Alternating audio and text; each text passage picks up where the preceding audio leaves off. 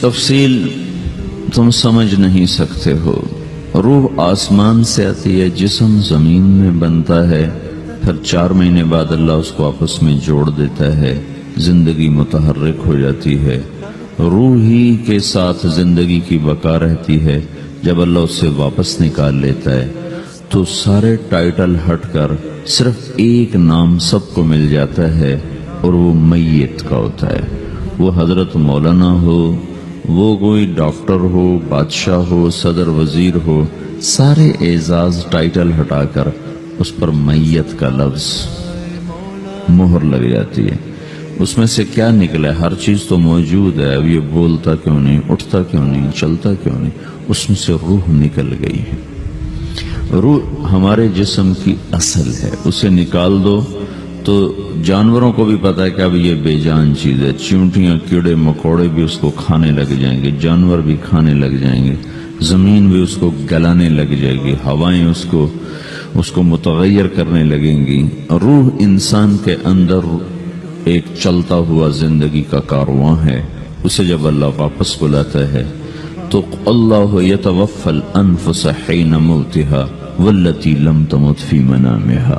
موت کیا چیز ہے؟ اس کے 200 جواب ہیں سائنس کی کتابوں میں، اور 200 جواب بذات خود بتا رہے ہیں کہ یہ ایک جواب بھی ٹھیک نہیں ہے، اور قرآن ایک جواب دیتا ہے اور وہی حرف آخر ہے، قل یتوفاکم ملک الموت اللہ یتوفی الانفس حین موتها۔ اللہ ہے جو تمہاری روحوں کو موت کے وقت کھینچ لیتا ہے، تمہارے جسم سے نکال لیتا ہے۔ تو میرے بھائیو، موت کے وقت انسان 2 کیفیت میں ہوتا ہے۔ کچھ لوگوں کی روح ایسی نکل رہی ہوتی ہے کہ ان کے رگ رگ میں وہ پھنس رہی ہوتی ہے۔ وَلَوْ تَرَى إِذْ يَتَوَفَّى الَّذِينَ كَفَرُوا الْمَلَائِكَةُ يَضْرِبُونَ وُجُوهَهُمْ وَأَدْبَارَهُمْ۔ کاش تم دیکھ سکتے وہ منظر جب اللہ کے فرشتے نافرمانوں کی روح کو نکال رہے ہوتے ہیں تو ان کے منہ پہ بھی مارتے ہیں، ان کی کمر پر بھی مارتے ہیں۔ اور اخرجوا انفسکم اليوم، نکالو آج اپنے روحوں اور جانوں، اب تم بچ نہیں سکتے ہو۔ وہ پیچھے ہٹنا چاہتے ہیں، رب ارجعون، مجھے واپس کر دے تھوڑی دیر کے لیے، لعلی اعمل صالحا، اب میں پورا ٹھیک مسلمان بن کے چلوں گا۔ تو اس کے جواب میں ہوتا ہے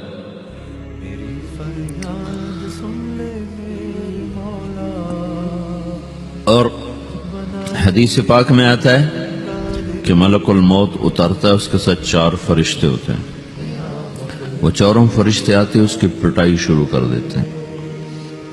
ابھی پرسوں یہ حدیث میں نے پڑھی ابن ماجہ میں کہ ملک الموت کہتا ہے ایتھا النفس الخبیثہ کانت فی الجسد الخبیث، اے خبیث روح جو خبیث جسم میں تھی، اخرج، باہر آؤ۔ اب وہ واپس تو ہو نہیں سکتا، اپنے آپ کو روک تو سکتا نہیں، تو وہ حیران، پریشان، خوف زدہ، تو اس کے جواب میں اس کو ملک الموت کہتا ابشری بحمیم وغساق وآخر من شکلہ ازواج، تیار ہو جاؤ خوفناک عذاب کے لیے اور کھولتے پانیوں کے لیے، کانٹے دار جھاڑیوں کے لیے، اور بے شمار عذاب کی شکلوں کے لیے۔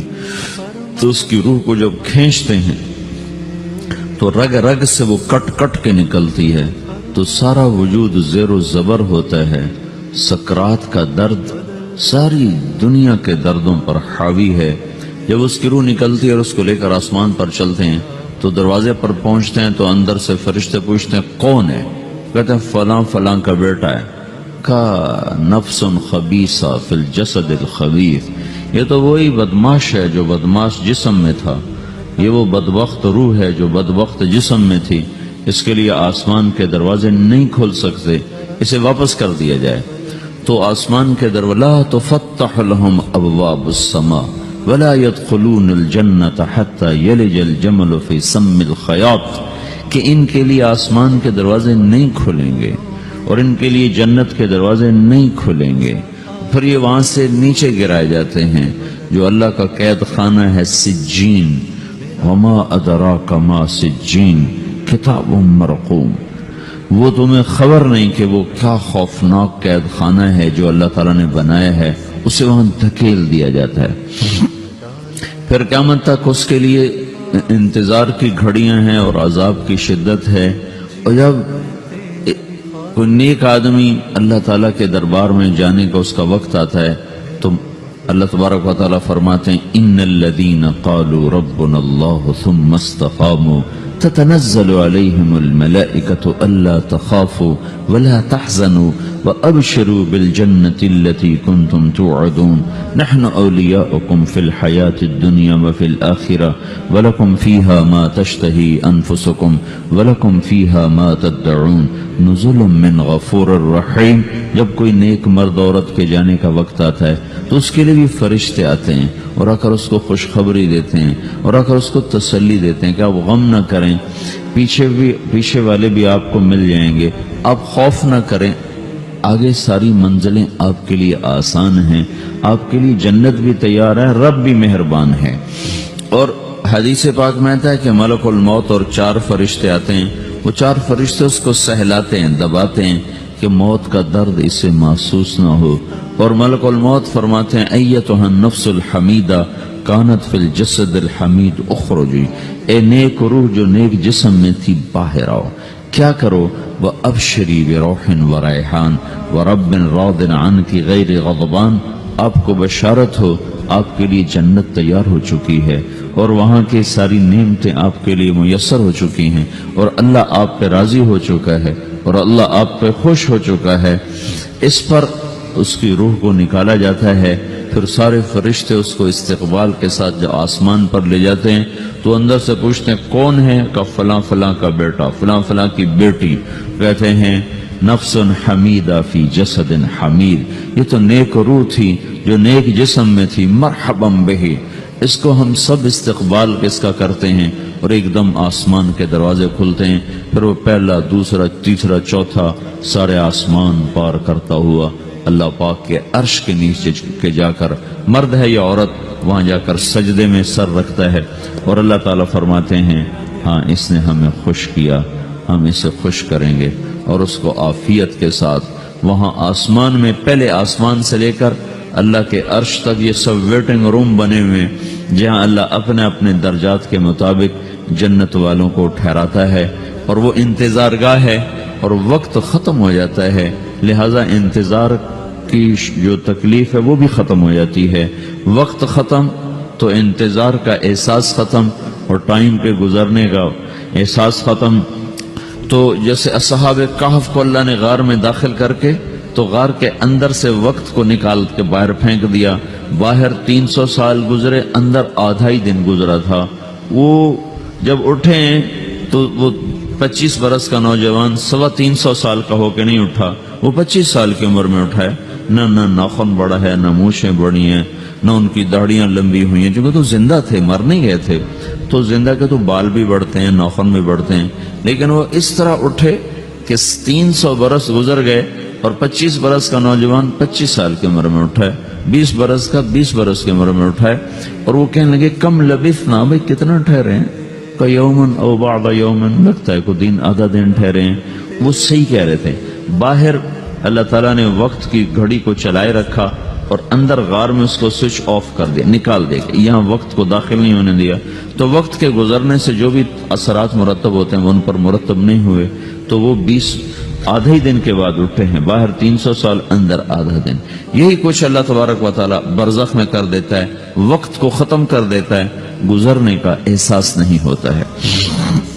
تو اس طرح میرے عزیزو, یہ 2 موتیں ہر انسان دیکھتا ہے.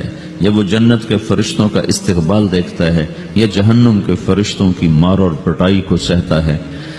رابعہ بصری رحمت اللہ علیہ کا انتقال ہونے لگا تو انہوں نے رات کو فوت ہوئی تو انہوں نے اپنی خادمہ کو بلا کے فرمایا کہ کسی کو بتانا نہیں, جب میں مر جاؤں تو پڑوس میں 2-4 کو بلا کر نا میرا جنازہ پڑھوا دینا, اور جس کرتے میں تہجد پڑھتی تھی وہی میرا کفن بنا دینا, اور صبح بے شک لوگوں کو بتا دینا, میرے مرنے کے بعد میری میت کو رکھنا نہیں, فوراً دبا دینا.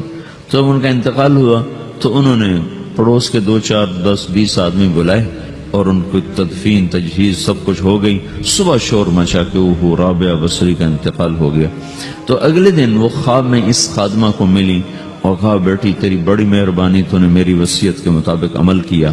اس نے دیکھا کہ انہوں نے ایک خوبصورت سبز لباس پہنا ہوا ہے. تو وہ فرمانے لگی، انہوں نے سوال کیا کہ آپ کے ساتھ قبر میں کیا ہوا؟ تو وہ کہنے لگی کہ میرے پاس منکر نکیر آئے تھے اور مجھ سے کہنے لگے من ربکی، تیرا رب کون ہے؟ تو میں نے کہا سبحان اللہ، 40 برس جس کو میں نہ بھولا سکی اس کو 4 ہاتھ زمین میں آ کے میں بھول جاؤں گی. ان کا 42 برس کی عمر میں انتقال ہوا. تو وہ کہنے لگے سبحان اللہ، جس کو میں 40 برس نہ بھولا سکی میں اسے 4 ہاتھ زمین کے اندر آ کے بھول جاؤں گی. تو منکر نکیر کہنے لگے اس کا کیا حساب لینا؟ پھر انہوں نے پوچھا کہ وہ آپ کا وہ کرتا کہاں گیا تہجد والا جس میں آپ کو کفن دیا تھا؟ کہ وہ اللہ نے مجھ سے لے لیا ہے اور میرے اعمال کے خزانے میں رکھ دیا ہے. قیامت کے دن میرا وہ کرتا بھی میرے ترازو میں تولا جائے گا اور مجھے یہ لباس پہنایا ہے جو جنت کا لباس ہے. یہ بھی ایک موت ہے. اس طرح بھی لوگ مرتے ہیں. اور دوسری بھی ایک موت ہے. ہمارے علاقے کی بتا رہا ہوں، اپنے علاقے کی.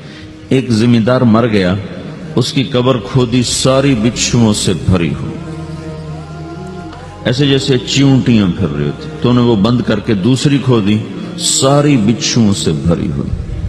پھر وہ بند کر کے تیسری کھودی، ساری بچھوؤں سے بھری ہوئی. قبرستان میں اتنے بچھو کہاں سے آ گئے؟ یہ زمین کے بچھو نہیں ہے، یہ آخرت کی بلائیں ہیں جس کے ساتھ اب اسے قیامت تک رہنا ہے اور گزارا کرنا ہے. تو یہ 2 طرح کی موتیں روزانہ لوگ مرتے ہیں، روزانہ لوگ مرتے ہیں. جب نماز کا وقت ہوتا ہے ملک الموت ساری دنیا کا چکر لگاتا ہے اور دیکھتا ہے کون پڑھ رہا ہے کون نہیں پڑھ رہا، کون پڑھ رہا ہے کون نہیں پڑھ رہا. جو نماز کی پابندی کرتا ہے اس کی موت آسانی سے ہوتی. جو نماز میں غفلت کرتا ہے اس کے ساتھ موت کے وقت شدت اور سختی اختیار کی جاتی. تو بھائیو، یہ ایک جسم ہے، ایک روح ہے. روح باقی رہنے والی چیز ہے، جسم مٹ جاتا ہے، پھر اللہ سے قیامت کے دن نیا جسم عطا فرمائے گا، ایک نیا جسم دیا جائے گا. روح وہی ہے جو اللہ کے خزانوں میں جمع ہو جاتی ہے. نافرمان کی سیاہ کالی روح ہوتی ہے، فرمان بردار کی روشن چمکدار روح ہوتی ہے. تو اللہ نے کچھ تقاضے جسم کے رکھے ہیں اور کچھ روح کے رکھے ہیں. جسم کے تقاضے پورے نہ کرو تو یہ پریشان ہو جاتا ہے، روح کے تقاضے پورے نہ کرو تو یہ پریشان ہو جاتی. روح کی پریشانی جسم سے زیادہ ہے، چونکہ روح کی طاقت جسم سے زیادہ ہے. جسم مٹی سے بنا ہے، اس کی غذا بھی مٹی سے نکلتی ہے. روح آسمان سے ہے، اس کی غذا بھی آسمان سے ہے. روح کا تعلق جب تک اللہ سے نہیں جڑتا اس سے بھوک اور پیاس لگتی رہتی ہے. جسم کو جب تک روٹی اور پانی نہ ملے یہ تڑپتا اور پریشان رہتا ہے. جیسے اللہ تعالیٰ نے ہمارے جسم میں روٹی اور پانی کی طلب کو بے ساختہ رکھ دیا ہے. میں بیان کے دوران بھی پانی پی رہا ہوں، آپ دیکھ رہے ہیں کہ میرا حلق سوکھ جاتا ہے، مجھے طلب محسوس ہوتی ہے پانی. حلق سوکھتا ہے پانی کی طرف بھاگتے ہیں، بھوک لگتی ہم روٹی کی طرف بھاگتے ہیں. یہ ایک ایسا اندر میں آٹومیٹک سسٹم ہے کہ ہم اس کو آف نہیں کر سکتے. یہ سوتے سوتے بھی بھوک کی وجہ سے آنکھ کھل جاتی، سوتے سوتے پیاس کی وجہ سے آنکھ کھل جاتی ہے.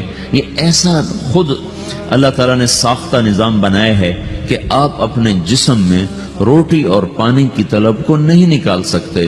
میرے عزیزو، ٹھیک اسی طرح اللہ نے انسانی روح میں اپنی طلب رکھ دی ہے اور اپنے رسول کی طلب رکھ دی ہے.